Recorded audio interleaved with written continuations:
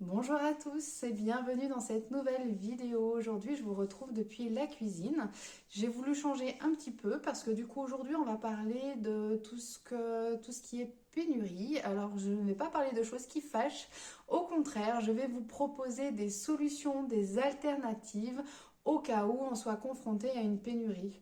Et effectivement, on a eu déjà le confinement, les confinements qui nous ont un peu malmenés de ce point de vue-là. Il y a également tout ce qui est conflit, les tensions en ce moment qui vont provoquer, alors on pense, une pénurie sur certains produits ou pas, ça j'en sais rien. Et c'est qu'il y a pas mal de gens qui anticipent et veulent surconsommer en achetant énormément de choses au cas où il y ait une pénurie. Et du coup, l'enclenche forcément, alors que si chacun consommait normalement ce dont il a besoin, la pénurie n'aurait peut-être pas lieu. Donc voilà, donc là c'est vraiment une vidéo non pas pour vous faire stresser, mais au contraire pour vous rassurer, vous détendre et pouvoir au cas où on soit confronté un jour ou l'autre, on n'est pas à l'abri, pouvoir trouver des alternatives justement à tous ces manques pour certains produits.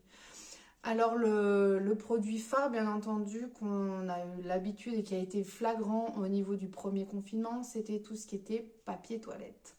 Donc tout ce qui est papier toilette, si un jour on n'a pas de papier toilette, ce n'est pas du tout la fin du monde. Il y a bien longtemps, nos grands-parents, nos arrière-grands-parents, ils n'en avaient pas forcément et du coup ils se débrouillaient très bien.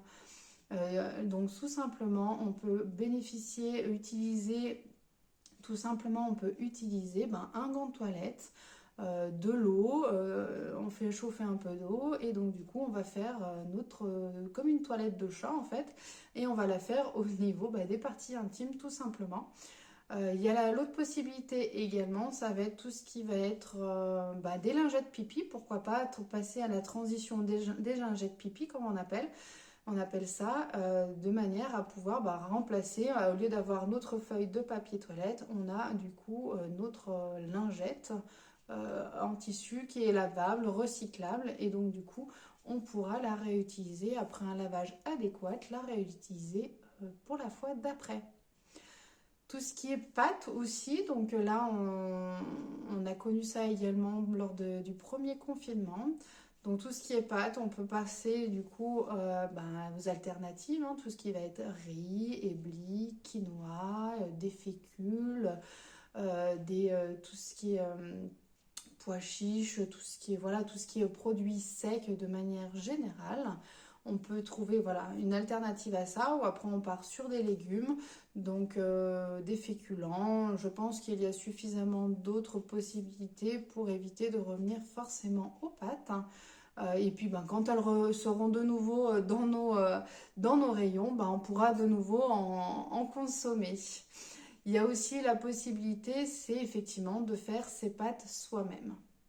Il y a également tout ce qui va être sopalin. On peut, donc au même titre, on peut faire ses propres sopalins soi-même avec du tissu, pouvoir mettre comment ça s'appelle, la polaire ou un tissu absorbant qui va vous permettre en fait d'utiliser, ou également des torchons tout simplement, c'est tout bête, hein. Vous achetez quelques torchons ou vous utilisez ceux que vous avez déjà et ça fera très bien l'affaire. Tout simplement, on n'a pas besoin forcément de sopalin. Moi, j'en ai plus depuis plusieurs années. Ça doit faire bien 4-5 ans que je n'en ai plus du tout.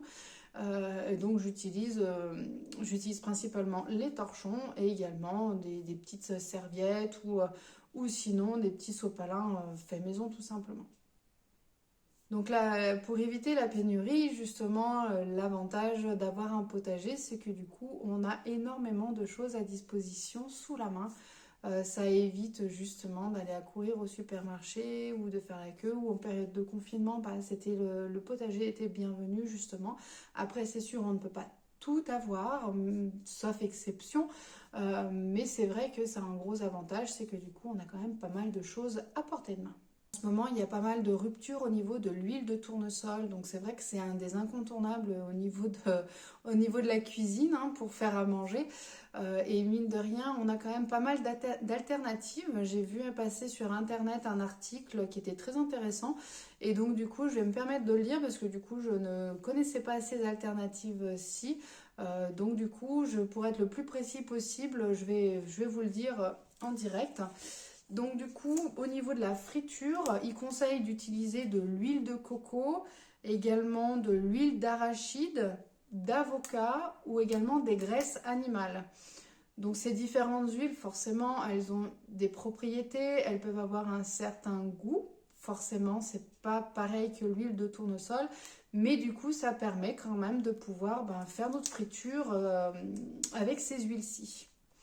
Nous, on a pour tout ce qui est assaisonnement, donc ça, on a l'alternative avec tout ce qui est huile d'olive, l'huile de sésame, tout ce qui va être huile de noix, de colza, de soja également, de pépins de raisin, des arachides. Donc ça, effectivement, on a un peu plus l'habitude, en tout cas moi personnellement, j'ai un peu plus l'habitude d'utiliser ces huiles pour pouvoir justement redonner un petit goût différent ou parfumer en fait tout ce qui est sauce salade, tout ce qui va être assaisonnement d'hiver. Et c'est vrai que du coup, ça permet de varier également et c'est franchement super bon. Concernant tout ce qui va être pour les pâtisseries, tout ce qui est les gâteaux, donc il nous est conseillé d'utiliser tout simplement du beurre à la place de l'huile. Donc oui, effectivement, c'est souvent le cas. Mais on peut également utiliser de l'huile de pépins de raisin ou de colza. Donc après, ça, notamment l'huile de pépins de raisin, c'est une huile qui a quand même un petit goût. Donc après, je ne sais pas au niveau des proportions, si c'est vraiment très discret, si avec la cuisson ça perd du goût ou pas. Après, c'est à tester. Mais sachez que ça peut être une possibilité pour pouvoir remplacer tout ce qui est huile de tournesol, soit parce qu'on n'en a plus à la maison ou tout simplement parce qu'il y a une pénurie actuellement. Donc on a également la moutarde qui en ce moment est assez compliquée à trouver. Donc après, on peut tout simplement réussir à trouver l'alternative à la moutarde. Tout simplement, comme si on a une sauce salade à faire, on va tout simplement faire une vinaigrette. Tout ce qui va être assaisonnement, on peut utiliser tout ce qui est épices pour épicer voilà, des plats, des viandes pour les faire macérer ou on peut trouver des alternatives par rapport à ça. On parle également d'une pénurie au niveau de tout ce qui va être poulet. Donc c'est vrai qu'il y a quand même pas mal de viande par rapport au poulet qui vient de pays étrangers. Tout simplement, l'alternative, c'est de se rabattre sur d'autres viandes, à défaut d'en avoir, de la viande ou du poisson, ou tout simplement, si vous voulez manger moins de viande, commencez à manger plutôt végétarien, végétalien, en fonction voilà, de ce que vous avez envie, de ce qui vous botte à ce moment précis. On parle également de pénurie de farine de blé, donc c'est vrai qu'on en avait eu déjà au moment des divers confinements, donc plus ou moins accentué à ces moments-là. Donc il faut savoir que pour remplacer la farine, on peut utiliser la fécule de maïs, donc c'est franchement la farine, le substitut on va dire optimal pour remplacer la farine. Sinon, vous avez la possibilité d'avoir tous les autres types de farine, sauf que du coup, on risque d'avoir des goûts, un petit arrière-goût quand même qui est prononcé par rapport à la farine que l'on va utiliser. On a la possibilité d'utiliser également tout ce qui va être poudre d'amande, poudre de noix, poudre de noisette pour tout ce qui va être préparation majoritairement sucrée. Ça permet quand même de remplacer la farine. Vous avez également aussi les pommes de terre qu'on peut utiliser. Ça, je ne savais pas du tout. Je l'ai vu également dans un article sur Internet. C'est franchement surprenant. Mais en même temps, avec toute l'amidon qui est à l'intérieur, du coup, ça permet justement au niveau de la texture de se rapprocher au maximum de la farine. On peut également utiliser tout ce qui va être flocons d'avoine. Donc bien entendu, il faut réduire en poudre. Voilà, après, je vous laisserai regarder sur Internet les différentes techniques pour pratiquer, pour remplacer. Ça ne se fait pas juste comme ça. Mais voilà, moi je vous donne des pistes, on ne sait jamais, ça permet de donner des idées. Moi franchement, je ne le savais pas et je l'ai découvert du coup via finalement un article. Donc comme quoi, ça peut être vraiment utile. Et donc c'est pour ça que j'ai décidé de le partager avec vous parce qu'il y avait certaines choses que je ne connaissais pas du tout.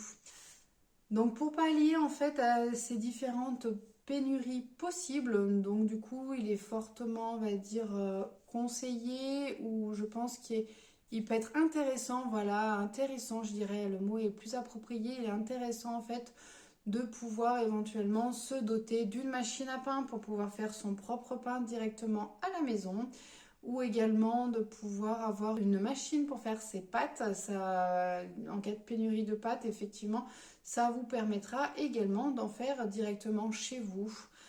Et sinon, ben, bien avoir des torchons, des serviettes, ce genre de choses de manière à pouvoir éviter ben, tout ce qui est rupture de sopalin, tout ce qui va être coton. Et du coup, ça vous permettra de pouvoir avoir une alternative en cas de pénurie sur ces produits-là. Voilà, bah écoutez, j'espère que cette vidéo vous aura plu. N'hésitez pas à liker celle-ci, à la partager autour de vous. N'hésitez pas à vous abonner également à ma chaîne si ce n'est pas encore déjà fait. Et moi, je vous dis à très bientôt pour une prochaine vidéo. Ciao, bye bye!